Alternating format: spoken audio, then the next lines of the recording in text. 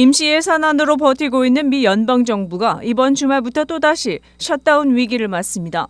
25일 AP와 로이터 통신 등에 따르면 지난 1월 미 연방의회에서 통과된 연방정부 임시 예산이 각각 다음 달 1일과 8일 만료됩니다. 여야가 지출 규모와 용도를 둘러싼 이견으로 2024 회계연도 본 예산에 합의하지 못하면서 작년 9월 이후 세 차례의 시한부 임시 예산을 통해 연방정부 셧다운을 피해왔습니다. 먼저 3월 1일에는 교통부와 주택도시개발부, 농업부, 보훈부 등의 임시 예산이 만료됩니다. 같은 달 8일에는 국방부, 국토안보부, 국무부 등의 임시 예산 만기가 돌아옵니다. 추가 예산이 편성되지 않으면 이들 부처 공무원에게 월급을 줄 돈이 없어 필수 기능을 제외한 여러 연방정부 업무가 중단됩니다. 상원 다수당인 민주당의 척 슈머 원내대표는 25일 동료 의원들에게 보낸 서한에서 이번 주 자금 지원이 만료되는 부처기관들의 셧다운을 피하기 위한 합의가 아직 이루어지지 않았다며 또다시 유해하고 불필요한 정부 셧다운의 망령에 직면하게 됐다고 밝혔습니다. 이어 하원 다수당인 공화당 소속 마이크 존슨 하원 의장에게 공화당 내 강경파를 물리치고 전향적인 자세로 나설 것을 촉구했습니다. 존슨 하원 의장은 이를 비생산적인 서한이라며 민주당이 자신들의 비현실적인 정책 요구를 밀어붙이고 있다고 반박했습니다. 또 국경안보 문제의 즉각적인 해결을 요구했습니다. 공화당에서는 강경파를 중심으로 멕시코와의 국경안보 예산 대폭 증액 등을 요구하며 조 바이든 행정부의 각종 예산안에 반대 목소리를 높이고 있습니다. 이에 따라 바이든 대통령은 오는 27일 의회 지도부를 만나 셧다운을 피할 방안을 논의할 계획입니다. 미국 증시가 지난주 인공지능 AI 대장주 엔비디아의 실적 호재에 힘입어 랠리를 펼친 가운데 이번 주 1월 개인 소비 지출 PCE 가격 지수 발표 이후에도 상승세가 이어질 수 있을지 시장이 주목하고 있습니다. 경제 매체 마켓워치는 25일 주식 투자자들이 연방준비제도보다 엔비디아를 더 신경 쓰는지와 관련해 29일 1월 PCE 지수 발표가 시험대가 될 것으로 보인다고 보도했습니다. 엔비디아 주가는 시장 예상을 뛰어넘는 실적 발표 이후 22일 16.4% 오른 데 이어 23일에는 0.36% 상승 마감한 상태입니다. AR 관련주 급등 속에 다우존스 30 산업평균지수와 스탠더드앤푸어스 500 지수는 신고가 행진을 이어갔습니다. 하지만 얼마 전까지만 해도 시장은 미국의 기준금리 인하 지연에 따른 증시 조정 가능성을 우려하고 있었습니다. 연준이 3월 기준금리 인하 가능성을 낮게 평가한 가운데 1월 소비자 물가지수 CPI, 생산자 물가지수 PPI가 전망치보다 높게 나오면서 조기금리 인하 기대에 찬물을 끼얹은 바 있습니다. 블룸버그 통신은 1월 에너지, 식료품을 제외한 근원 PCE 지수가 전월 대비 0.4% 올라 지난해 2월 이후 약 1년 만에 가장 높은 상승률을 기록할 것으로 내다봤습니다. 근원 PCE 지수의 전월 대비 상승률은 대체로 하락세를 그려왔는데 지난해 12월에 이어 2개월 연속 상승할 전망이며 3개월 연율 및 6개월 연율 PCE 지수 상승률은 연준 목표인 2% 위로 반등할 것으로 보인다는 것입니다. 시카고 상품거래소 패드와치에 따르면 금리 선물 시장에서는 5월 금리 동결 전망이 82.1%로 다수이고 6월 동결 전망은 32.6%로 절반 아래에서 움직이고 있습니다. 한국계 감독과 배우들이 활약한 넷플릭스 드라마 성난 사람들이 25일 미국 제작자 조합 PGA가 수여하는 TV 미니 시리즈 부문 최우수 제작자상을 받았습니다. AP통신에 따르면 성난 사람들은 이날 저녁 로스앤젤레스 레이 돌비 볼룸에서 열린 PGA 시상식에서 경쟁작들을 제치고 최우수상을 받았습니다. PGA 작품상은 매년 가장 높은 완성도로 제작된 영화, TV, 시리즈, 애니메이션, 다큐멘터리의 제작자에게 수여하는 상입니다. 미국 감독조합의 감독상, 미국 배우조합의 배우상 등과 함께 오스카 수상작을 예측하는 지표로도 쓰입니다. 성난 사람들은 전날에는 SAG TV 부문 나무주연상을 받았습니다. 로스앤젤레스에서 열린 제30회 SAG 시상식에서 스티븐 연은 TV 영화 미니시리즈 부문 나무주연상 수상자로 호명됐습니다. 스티븐 연은 SAG 수상으로 지난달 골든글로브 시상식과 에미상 시상식, 크리틱스 초이스 시상식에 이어 올해 미국 주요 시상식 4개 TV 미니시리즈 부문 나무주연상을 모두 석권했습니다. 성난 사람들은 한국계 이성진 감독이 각본과 연출을 맡고 스티브 연 등 한국계 배우들이 대거 출연한 작품으로 운전 도중 벌어진 사소한 시비에서 시작한 주인공 데니와 에이미의 갈등이 극단적인 싸움으로 치닫는 과정을 담았습니다. 10부작인 이 드라마는 지난해 4월 공개된 직후 넷플릭스 시청시간 10위 안에 5주 연속 이름을 올리며 흥행했습니다. 작품의 완성도와 배우들의 연기력이 호평받으면서 앞서 방송계 최고 권위를 자랑하는 프라임타임 에미상의 작품상과 남녀주연상 등 8개 상을 싹쓸이한 것을 비롯해 골든글로브 3관왕, 크리틱스 초이스 4관왕을 차지했습니다. 일부 부모들이 소셜미디어 인스타그램과 페이스북의 유료 구독 기능을 통해 미성년 자녀를 돈벌이 수단으로 착취하는 데 활용하고 있다는 비판이 있는 가운데 해당 기능의 문제점에 경고가 사내에서도 이미 제기된 상태였다고 미 언론이 보도했습니다. 인스타그램과 페이스북의 모회사인 메타의 조사팀이 유료 구독 기능의 악용을 막기 위해 다른 SNS처럼 미성년자 이미지가 게재되는 계정에 대한 규제와 모니터링을 강화할 것을 제안했지만 회사는 이를 수용하지 않은 채 허점이 많은 자동차 필터링 시스템만 유지했다는 것입니다. 보도에 따르면 메타의 2개 팀은 지난해 내부 보고서에서 부모가 운영하는 미성년자 계정 수백 개가 일반 팔로워는 볼 수 없는 사진들을 유료 계정 구독자에게만 제공하고 있다며 문제를 제기했습니다. 유료 구독자에게 제공되는 콘텐츠에는 비키니 차림의 어린 여자아이 사진 등이 포함됐고 해당 이미지에는 성적인 댓글이 공공연하게 달리기도 했다고 내부 조사에 관여했던 관계자는 전했습니다. 조사팀은 인스타그램의 자동 추천 알고리즘이 아동 모델 계정의 구독을 소아성애 성향의 이용자에게 추천하고 있다는 점도 파악했습니다. 누드 이미지나 불법에 해당하는 사진이 아니라고 할지라도 해당 미성년자 계정을 운영하는 부모는 사진들이 성인들의 성적인 만족을 위해 소비되고 있다는 점을 충분히 이해하고 있었다고 조사팀은 파악했습니다. 그러나 지난해 출시된 유료 구독 기능은 이를 사전에 차단할 기본적인 아동보호 기능이 결여됐다고 조사팀은 결론지었습니다. 조사팀은 문제 해결을 위해 유료 구독 계정에 아동이 등장하는 콘텐츠를 게재할 경우 사전에 등록하도록 해 집중 모니터링 대상으로 삼을 수 있도록 해야 한다고 공식적으로 권고했습니다. 틱톡 등 경쟁 플랫폼은 아동이 모델로 등장하는 계정은 구독 기능을 아예 차단하는 정책을 펼치고 있다는 점도 거론했습니다. 22일 한국 언론에 따르면 미국의 러시아산 수산물 및 가공품 수입 금지로 이달 하순부터 한국산 명란젓과 창란젓, 홍태채, 명태 등의 미국 수출길이 막힙니다. 연방정부가 우크라이나 전쟁을 이유로 러시아에 대한 경제 제재를 강화하면서 러시아산 수산물은 물론 러시아 수산물을 재료로 사용하는 가공 제품까지 수입 금지 조치를 확대하면서 벌어진 일입니다. 미국에서 수입하는 한국 명태 제품의 원재료 90% 이상이 러시아산인 만큼 러시아에 절대적으로 의존하고 있어 대체 재료를 찾기조차 힘들 전망입니다. 이들 제품들을 수출하는 한국 수산업체들은 이번 금수 조치로 미주 한인 250만 명 규모의 시장을 갑자기 잃게 됐다며 발을 동동 구르고 있습니다. 조 바이든 행정부는 지난해 12월 22일 러시아 수산물 가공품 수입을 금지하는 행정조치를 내렸으며 2달간의 유예 기간을 거쳐 본격 시행에 들어갑니다.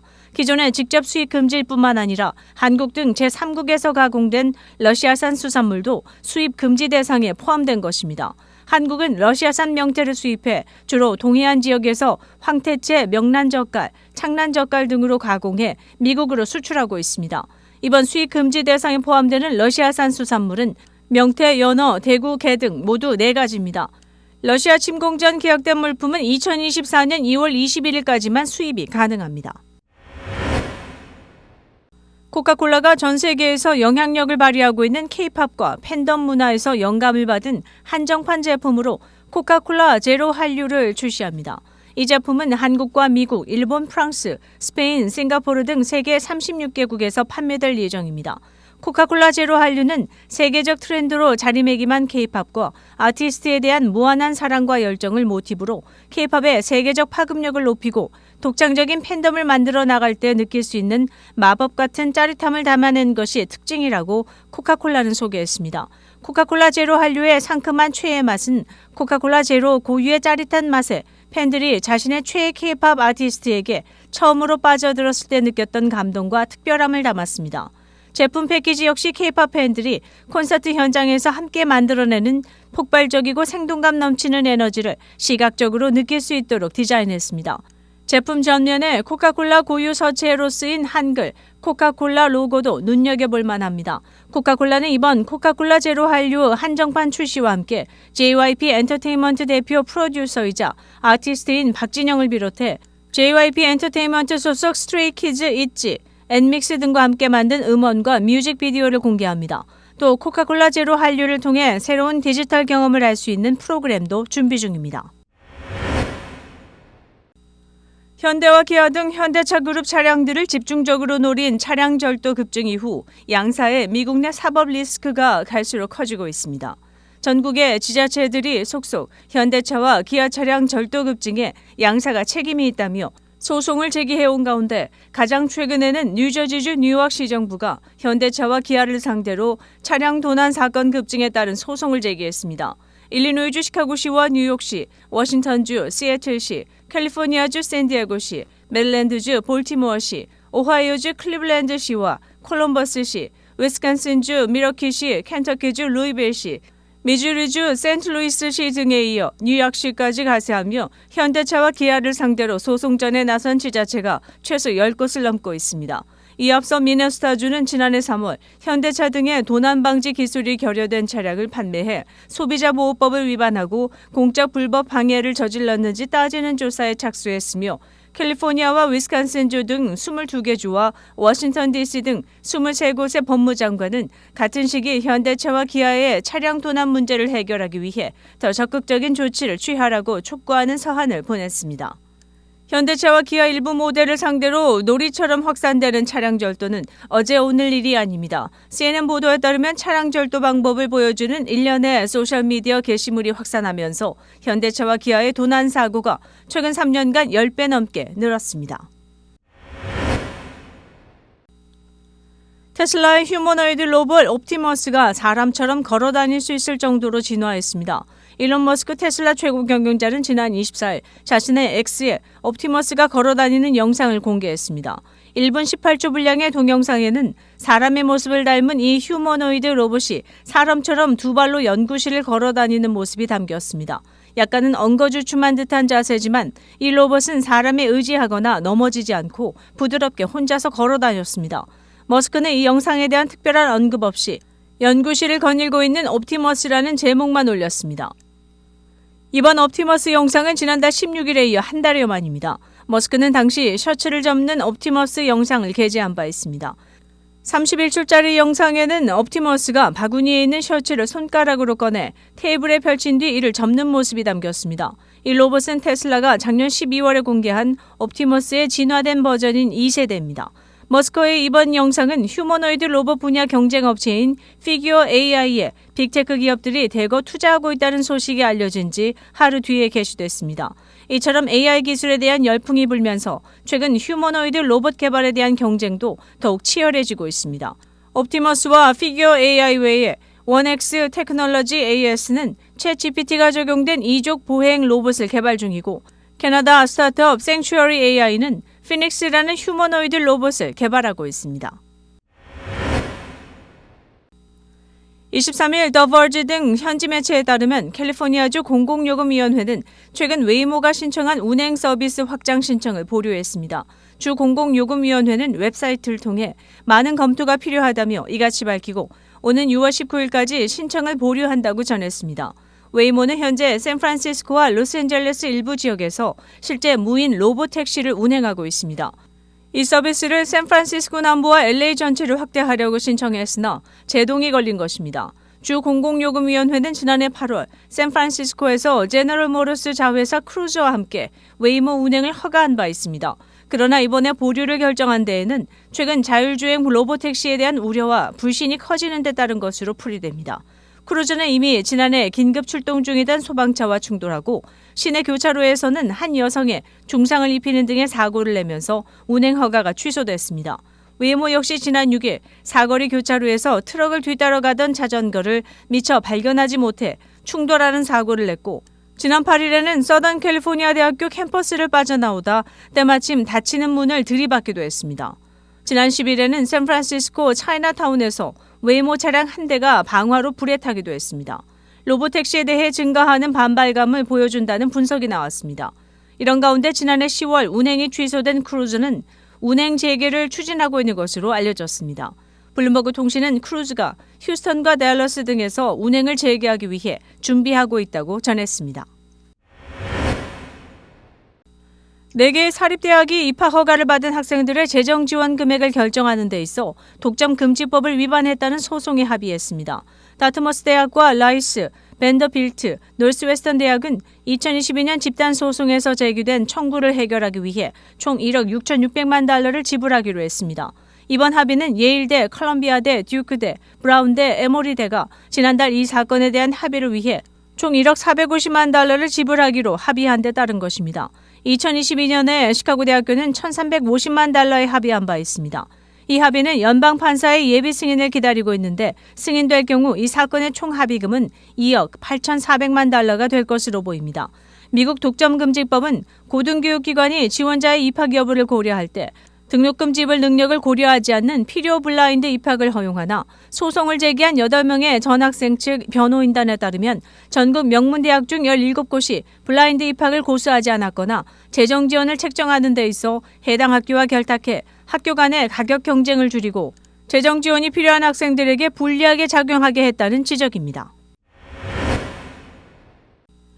이기철 재외동포청장이 26일부터 미국을 방문해 오늘 오후 노스브룩 힐튼 호텔에서 동포 간담회를 갖습니다.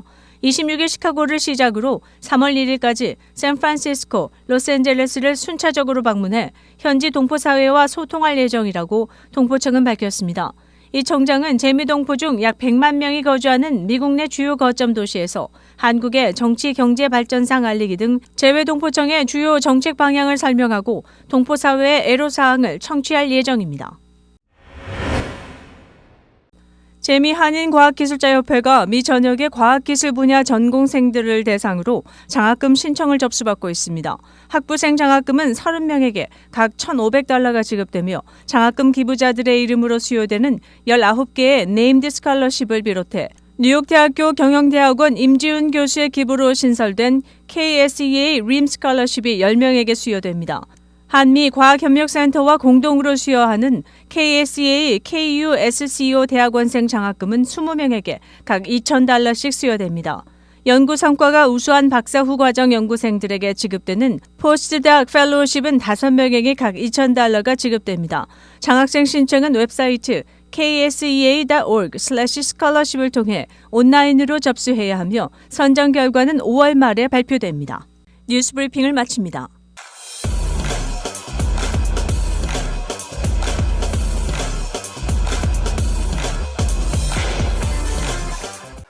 시청자 여러분, 한 주 동안 안녕하셨습니까? 시사전망 이전봉입니다. 오늘의 이야기는 맥도날드 스토어입니다. 시카고 도심에서 북쪽으로 약 30km 떨어진 인구 2만 8천 명 규모의 미시간 호변 마을, 일리노이주의 부유층 다수 거주지 중 한 곳으로 중간 소득 18만 달러, 중간 주택가는 78만 7천 달러이며 인구 구성은 백인이 80%를 상회합니다. 바로 윌맷 동네 이야기입니다. 이 동네 주민자치회가 미국의 흔하디 흔한 패스트푸드 체인 맥도날드의 입점 제안을 논란 끝에 거부했다는 것입니다. 맥도날드가 간선도로 교차 지점의 빈 단독 건물 부지에 조성하려던 이른바 윌맷 1호점 오픈 계획을 승인하지 않기로 결의했다고 합니다. 이곳에 드라이브스루 시설을 갖춘 매장을 꾸미려 했지만 주민들이 반기를 들며 입점, 반대, 청원, 서명운동이 벌어진 것입니다. 이유는 교통량, 배기가스량, 소음 등으로 인해 주거 환경을 악화시키고 타 지역의 저소득층 사람들을 불러들여 동네 안전을 위협하는 우려를 불러일으킨다는 것입니다. 한마디로 동네 품격에 걸맞지 않는 패스트푸드점이 웬 말이냐는 움직임이었습니다. 윌맷 빌리지는 2021년 제정한 조례를 통해 해당 구역에 지역 주민들의 일상생활에 유익한 소매업체를 입점시키기로 제안했다고 합니다. 주민들의 삶의 질을 높이기 위해 동네 분위기를 해칠 수 있는 패스트푸드점은 거부한다는 의미라 하겠습니다. 부자 동네와 격떨어지는 패스트푸드점은 공존하기가 힘든 것 같습니다. 한국의 인기 TV 프로그램 중 지금은 사라진 세상에 이런 일이란 것이 있었습니다. 믿겨지지 않는 일이 벌어지면 이 프로에서 소개되어 시청자들의 인기몰이를 했다고 합니다. 윌맷 빌리지의 맥도날드 입점 거부 사태는 이런 류의 프로에 나올 만한 일인지도 모르겠습니다. 시카고에 본사를 둔 맥도날드는 미국 내 13,500개의 매장을 운영하고 있으며 일리노이주 내 매장 수만 해도 645개로 인구 19,650명당 1개 꼴이라고 합니다. 그러나 윌맷 빌리지만은 맥도날드가 없으니 오랜만에 빅맥을 먹고 싶다면 아마도 옆 동네로 운전대를 돌려야 할 것 같습니다. 시사전망 이전봉입니다.